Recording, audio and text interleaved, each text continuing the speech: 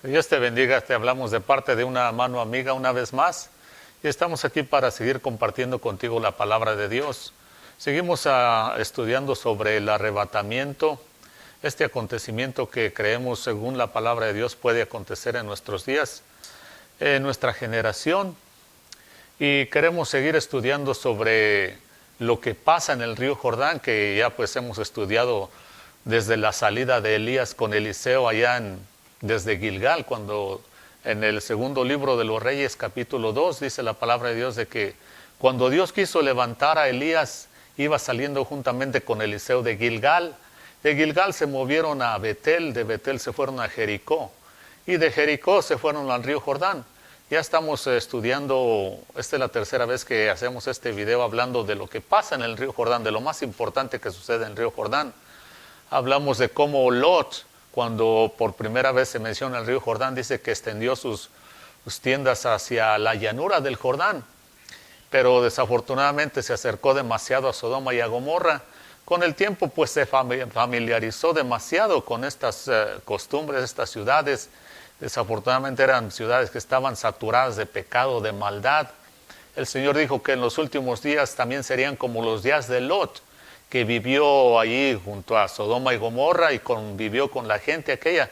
Aunque él era un hombre justo, pues él debió haberse apartado de esos lugares cuando vio toda esa maldad. Pero así es, en nuestros días no es nada diferente. También a veces preferimos la economía viviendo en lugares donde sabemos que hay demasiada corrupción y no estamos dispuestos a veces a dejar toda esa economía o cosas materiales, aunque no sea mucho, ya sea que sea muchísimo o poco, como sea, pero de cualquier forma, muchas veces no estamos dispuestos a renunciar a vivir en un lugar tal vez menos cómodo, pero que sea menos corrompido.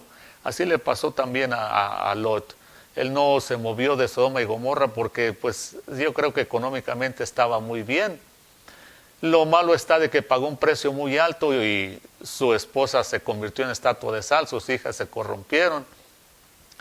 Y total de que el Señor Jesucristo dice que los últimos días, en los días que vivimos, serían también como los días de Lot. Ya hablamos de eso que pasa en el Jordán. Después también hablamos de Naamán el leproso, de cómo muchas veces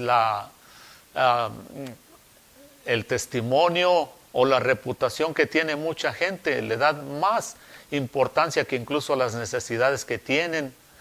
Y en nuestros días podemos decir de que hay mucha gente en este mundo con fama, con dinero, o sin fama o sin dinero, pero tienen cierta reputación en su familia, en su círculo social donde se mueven, y eso les importa más que venir a tener salvación en Cristo, porque hay una cosa que como seres humanos nos molesta mucho, es que muchas veces no nos molesta tanto que nos critiquen por lo que sea, por cualquier otra cosa, pero cuando es por Cristo, ahí sí como que la gente no quiere ser perturbada nunca. Que lo acusen de ser ladrón, que lo acusen de ser un inmoral sexualmente, que lo acusen de ser un fanático de asesinos, narcotraficante, lo que sea, todo eso parece que a veces a la gente no le molesta mucho, pero sí les molesta que les puedan señalar como a veces como gente cristiana de verdad. Así es el ser humano, desafortunadamente nos avergonzamos a veces de lo que no deberíamos de avergonzarnos, y de lo que sí deberíamos de avergonzarnos, de eso no nos avergonzamos, estamos al revés. Pero, en fin, todo aquel que quiera venir a Cristo y esté dispuesto a soportar un poco de disciplina, de señalamiento, de crítica, lo que sea, pues está bien, porque vale la pena. En este mundo mucha gente es criticada, juzgada, despreciada. En este mundo nos está garantizado todo eso, porque este mundo está trastornado, corrompido, malo. Así que no es ninguna sorpresa de que cualquier persona, sea cristiana o no cristiana, crea en Cristo o no, sea despreciada, sea desprestigiada, sea criticada, porque así es este mundo. Pero si vamos a padecer esas cosas, pues que sea por una causa que valga la pena. Y hasta donde yo tengo entendido, la única causa que vale la pena por ser despreciado es por Jesucristo. Porque el Señor dijo, todo aquel que pierda su vida por causa mía, la va a encontrar, yo se la voy a reponer, pero todo aquel que la salve para vivirla para sí mismo, pues la va a perder. Así que ahí está. Tenemos que servir al Señor Jesucristo porque solamente en Él tenemos garantía de vida eterna. Estas cosas entonces suceden en el Jordán. Estamos ya acá en los evangelios y entonces en el río Jordán se registra el bautismo del Señor Jesucristo. Dice que Juan el Bautista fue llamado por Dios para que fuera a bautizar también, a preparar el camino del Señor. Llega al río Jordán y empieza a bautizar a la gente, y los primeros que llegaron dice que fueron los religiosos, los escribas, los fariseos. También llegaron los saduceos, también llegaron soldados, también llegaron otras personas de todo tipo, llegaban allí a ser bautizados por él. Pero entonces él les dice una cosa a los escribas y fariseos: generación de víboras, ¿quién les enseñó a huir de la ira venidera? Dándoles a entender esto que hoy pasa también mucho a menudo en las religiones, incluyendo en el cristianismo. Les dice: si ustedes no dan frutos dignos de arrepentimiento, ¿de qué sirve que ustedes vengan a bautizarse? El bautismo a ustedes no les va a ayudar nada si en su corazón ustedes no están dispuestos a arrepentirse de sus hurtos, de sus adulterios, de sus fornicaciones, de su robo, de todo tipo de extorsión, de todo tipo de maldad y porquería. Les estuvo diciendo ahí claramente, si ustedes no están dispuestos a arrepentirse, y eso muchas veces solo Dios lo sabe, pero el árbol se conoce por su fruto, y por eso también más adelante les dice, el árbol, todo árbol que no da buen fruto es cortado y echado al fuego. Así que si ustedes se bautizan, pero si no se arrepienten, si no dan frutos dignos de arrepentimiento, pues de nada les sirve. Lo mismo es hoy en día. Todas las religiones practican por lo normal eso de bautismos y todo eso, pero son muy pocas las personas que realmente cambian y dan fruto. Todo esto acontece en el río Jordán porque conforme avanzamos, acuérdese que el mal avanza. Cada día hay más gente religiosa, pero cada día hay menos gente que de verdad se arrepiente, como dice ahí Juan. Déjenme decirle qué tan importante es el arrepentimiento. Cuando el rey David pecó con la mujer aquella que se llamaba Betsabé, después Dios manda a un profeta y le hace ver su pecado. Y el rey David se arrepiente, reconoce que pecó contra Dios y se arrepiente. El profeta le dice, también Dios te ha perdonado. Si el rey David no se hubiera arrepentido, ¿de qué le hubiera servido toda la fama que había echado? Había matado a un gigante, a Goliat. Nadie lo quería enfrentar en su tiempo, cuando lo mató. Y ahí empezó su fama. ¿De qué le hubiera servido también hacer tantos salmos ahí bonitos? ¿De qué le hubiera servido que fuera un hombre de guerra y haber ganado tantas batallas? ¿De qué le hubiera servido toda esa fama al rey David si no se hubiera arrepentido cuando pecó y Dios le dio la oportunidad, así como mucha gente? Por eso cuando Dios nos habla y tenemos que arrepentirnos de algo, tenemos que hacerlo porque Dios no va a estar todos los días ahí diciéndonos arrepiéntete. Tal vez va a pasar un año y va a venir, porque Dios sabe el momento preciso en que lo debemos de hacer. No va a ser de todos los días, por eso dice la palabra de Dios, si oyeres hoy su voz, no endurezca su corazón. Porque una vez endurece el corazón, aunque Dios nos hable, ya no vamos a hacer caso fácilmente. Al rey David, Dios supo cuándo mandar a este profeta que le hablara. Si el rey David no aprovecha esa oportunidad de arrepentirse, lo más seguro es que nunca se hubiera arrepentido ya jamás. ¿Y por qué es tan importante arrepentirse? Porque para Dios, escuche, para Dios es más útil, de mucha más utilidad, una persona que de verdad se arrepiente a miles y millones que solo juegan a la religión.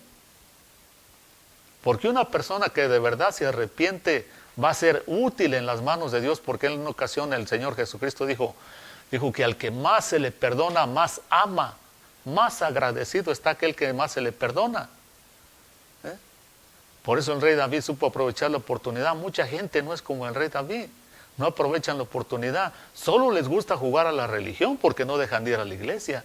Se bautizan también, pero como Juan dice, si no dan frutos dignos de arrepentimiento, de nada sirve.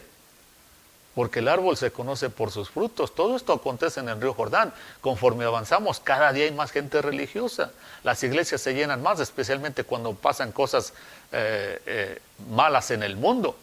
La gente tiende a acercarse a Dios cuando hay un terremoto, algo que amenaza sus vidas, como esta pandemia. Pero si la gente realmente no se arrepiente, de nada sirve, Porque para Dios, una vez más, es de mucha más utilidad una persona que de verdad se arrepiente, porque Dios puede amoldearla, puede hacer como el barro en las manos del alfarero. Pero una persona que solamente juega la religión, ¿para qué le puede servir a Dios? Así como Caín. Caín no negaba a Dios. No no decía de que Dios no era digno de que se le diera honor y alabanza. Lo malo de Caín era que lo hacía de acuerdo a sus propias ideas. Ofrecía lo que él quería, cuando él quería, con la actitud que él quería. Esa es una persona religiosa. No niegan a Dios, pero hacen las cosas a su manera. Dios no puede ser Dios en ese caso, porque supuestamente Dios es el que lo tenemos que adorar y hacerlo de acuerdo a sus leyes, a su palabra. Si lo vamos a hacer de acuerdo a nuestros términos, somos gente religiosa. Por eso es tan importante arrepentirse de verdad, como el rey David, y no andar jugando a la religión como muchísima gente. ¿Entiende? Todo esto acontece en el río Jordán. Entonces Juan tenía una influencia muy grande, tenía un poder muy grande.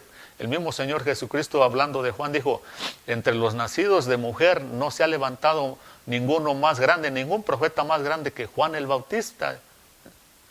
El mismo Señor Jesucristo habló de Juan el Bautista y dijo que era el profeta más grande que se había levantado.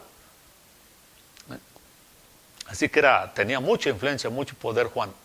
Tiene mucho respeto entre la gente. Y este Juan pues era también un hombre que tenía, digamos, el espíritu de Elías. Recuérdense que estamos hablando de Elías, del profeta Elías, cuando es levantado, significando el rapto, el arrebatamiento, y que tenemos que estar listos para ese acontecimiento, o si no, posiblemente Dios nos llame antes, pero creemos que esto puede suceder en cualquier momento de nuestro tiempo. Cuando esto llegue a suceder, toda aquella gente que no creyó y que no se preparó, solamente se van a lamentar, solamente lamentarse, porque ese es lo típico de los seres humanos, tratar de arreglar las situaciones ya cuando es demasiado tarde. Pero si usted cree diferente, usted se cree que es diferente, pues oiga la palabra de Dios, haga caso de lo que el Espíritu de Dios dice y prepárese. Entonces, tiene el espíritu de Elías este Juan el Bautista. Y hay una cosa muy importantísima que quisiera señalar en esta ocasión. En este momento, este fin de semana, cuando estamos haciendo este video, acaban de pasar las elecciones en Estados Unidos. Entre el presidente Trump y el candidato que se llama Joe Biden. Y mucha gente está muy preocupada por lo que está pasando. Muchos querían que el presidente Trump continuara. Mucha gente en Estados Unidos y en el mundo creen que eso es lo que nos conviene. Otros no. Y muchos creen que el candidato Joe Biden va a quedar de presidente. Pero déjeme decirle, sea quien quiera que quede, entonces nosotros tenemos que, por lo menos entre la gente cristiana, tenemos que entender de que nuestra bendición y nuestra vida no necesariamente depende de un hombre que esté en la Casa Blanca, o de un presidente, de un gobernador, porque si fuera así, estamos atrasados, nos va a ir mal, porque todos los hombres fallan, tarde o temprano fallan.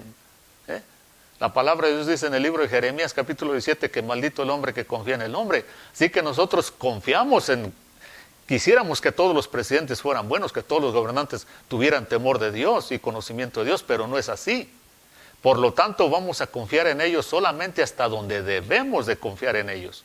No vamos a confiar en ellos donde ya no debemos de confiar en ellos, porque para eso está Dios. Dios no falla, Él es perfecto. Y en estas elecciones, entonces, quien quiera que gane, nosotros debemos siempre de poner nuestra confianza en Dios.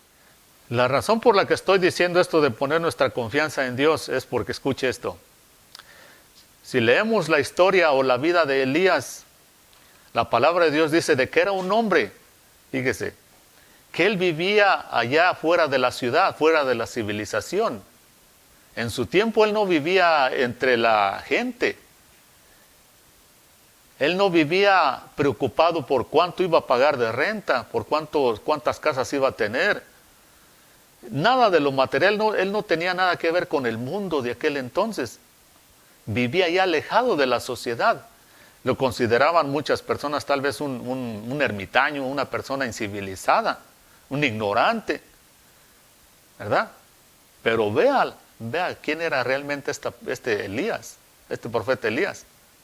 Cuando se enfrenta al gobierno de aquel entonces, al rey pagano, aquel rey malo, Acab, de aquel entonces, él fue el que le dijo lo que tenía que hacer, no el rey a Elías. Cuando se enfrenta con el rey, le dice, tú eres el que perturbas a Israel. Y Elías le contesta, no, yo no perturbo a nadie. Tú, con todas tus maldades, tú y tu mujer Jezabel, que son unos satanistas, ustedes son los que han turbado a Israel y por eso ya ni llovía. Aunque Elías fue el que pronunció las palabras de que no iba a llover por 3 años y medio, pero fue por la maldad de ellos que tuvo que pasar eso.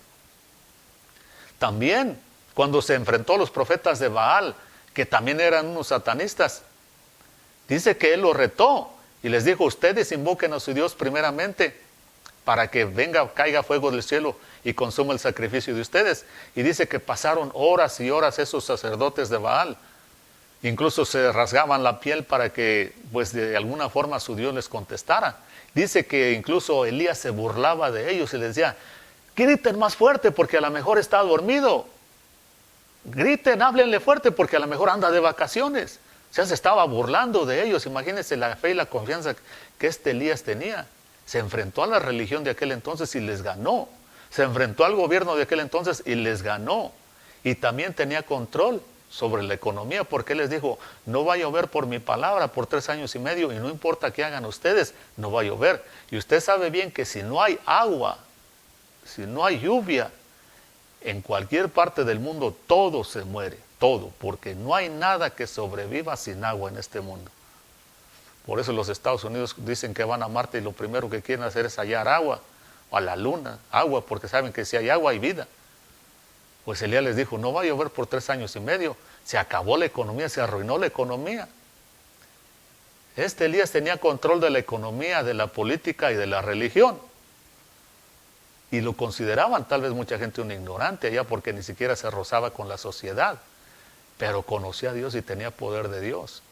Estoy diciendo esto porque la iglesia, el verdadero cristianismo hoy en este tiempo que vivimos, somos los que deberíamos de decidir sobre todas estas cosas, porque para eso Dios nos puso en este mundo.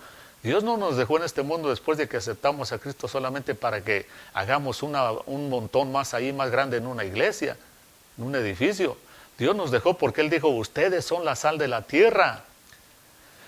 Si la sal pierde su sabor, pierde su función, su poder, ya no sirve para más nada y la tierra se corrompe, porque la sal sirve para preservar, que no se siga pudriendo aquello.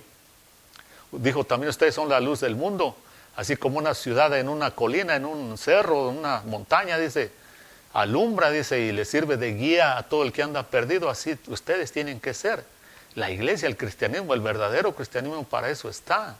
No para que, fíjese, el gobierno, el presidente, el rey, quien quiera que sea, debe depender de nosotros, así como Elías en aquel entonces, no nosotros de ellos.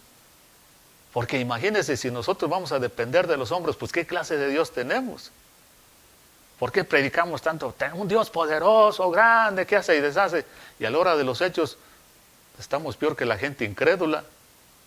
Por eso hoy en día, si gana el presidente Trump como muchos quieren, pues ojalá que así sea, porque parece que está haciendo por lo menos cosas para el reino de Dios. Pero si gana el otro candidato que se llama Joe Biden, pues hay que orar, hay que seguir en la misma lucha, porque la verdad es que para un verdadero cristiano, quien quiera que esté de presidente o de rey o de gobernador, sigue siendo la lucha, porque nuestra lucha no es contra carne y sangre, sino contra principados, contra potestades, contra gobernadores, contra huestes espirituales de maldad, dice el apóstol San Pablo. Así que nuestra lucha va a continuar, pero también quien quiera que esté, si somos fieles, también nuestra bendición está garantizada. Y el mundo tiene que saber de que si quiere sobrevivir, tiene que poner su esperanza en Cristo, no en un hombre, Ojalá tuviéramos una vez más gobernadores que fueran temerosos de Dios, pero sabemos que no va a ser así. Pero todo aquel que se diga cristiano tiene que ser como Elías, que tiene poder para desafiar, para hacer y deshacer en la economía, en la política y en la religión. Así de que tenemos que tomar en serio esto, y en estos días todo esto acontece en el río Jordán. Después vamos a hablar, si Dios quiere, un poquito más ya en concreto de lo que es el anticristo, todo lo que tiene que ver con la segunda venida de nuestro Señor Jesucristo. Porque acuérdese de que Juan, el apóstol San Juan, quien también escribió sobre el bautismo del Señor Jesucristo, escribió también sobre la Trinidad, porque dice que viene una voz del cielo, el Padre le habló, y el Espíritu de Dios, el Espíritu Santo se manifestó como paloma y dijo: este es mi Hijo amado en quien yo tengo complacencia. Ahí está la Trinidad, el Padre, el Hijo y el Espíritu Santo. Y una de las cosas esenciales que hace el anticristo o el espíritu de anticristo es negar a Dios. Dice que el que niega al Hijo tampoco no tiene al Padre, el que no tiene al Hijo no tiene al Padre. Y todo eso el apóstol San Juan lo escribió en sus epístolas, lo cual vamos a estudiar allí, si Dios nos permite, más adelante. Pero todo esto acontece en el río Jordán.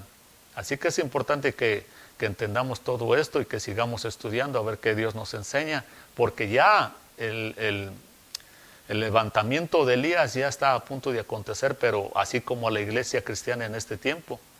Todo el que esté listo va a ser levantado, pero también conforme se está llegando ese día, para ese acontecimiento, pues también las tinieblas están avanzando. Así que tenemos que estar velando cada día mejor y más fuerte, como la parábola de las vírgenes que el Señor Jesucristo habló.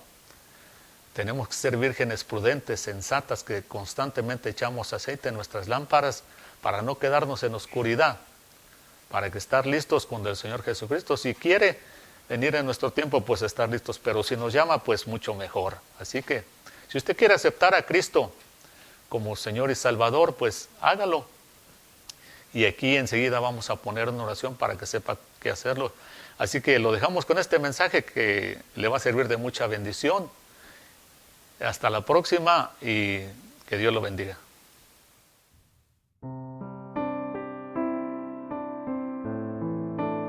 Si te gustaría recibir a Jesucristo como tu único Salvador y recibir la vida eterna, haz conmigo esta oración.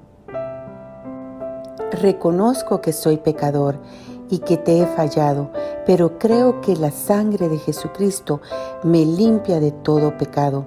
Por fe te recibo en mi corazón como mi único Salvador personal. Ayúdame, Señor, a hacer tu voluntad para cuando tú me llames, yo estar listo. Te damos gracias, Señor, por esta persona que ha hecho esta oración de fe, como dice en Juan 1:12, mas a todos los que le recibieron, a los que creen en su nombre, les da potestad de ser hechos hijos de Dios. Te damos gracias y te pedimos, Señor, que tú guíes sus pasos, que esta persona sienta la necesidad de acercarse diariamente a ti, de conocer quién tú eres, Señor. Te la ponemos en tus manos y decimos, Señor, que ninguna arma forjada contra ella va a prosperar. Gracias te damos en el nombre del Padre, del Hijo y del Espíritu Santo. Amén.